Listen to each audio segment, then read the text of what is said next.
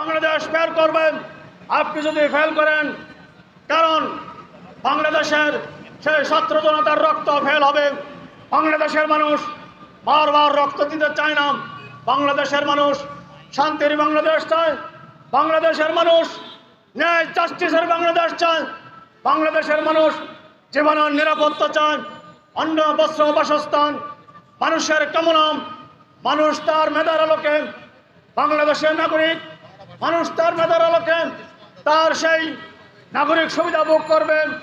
এই ফ্যাসিস্ট সরকার 16 বছরে মানুষের ভোটের অধিকার থেকে শুরু করে বাক শক্তির অধিকার পর্যন্ত হারিয়েছেন। সে অধিকার মানুষকে ফেরত দিবেন।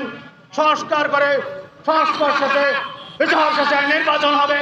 নির্বাচন হবে তখনই যখন মানুষ ভোট কেন্দ্রে গিয়ে স্বাধীনভাবে ভোট দিতে পারবেন।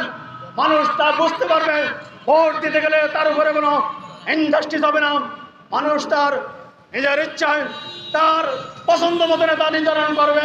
সেই পরিবেশ গঠন করার পরে নির্বাচন হবে। এর আগে বাংলাদেশে কোনো নির্বাচন হবে না। বিচার আগে হতে হবে। বারবার হত্যা করে আমার দেশের মানুষকে, নিরীহ মানুষকে, মানুষের উপরে ইনজাস্টিস করছেন।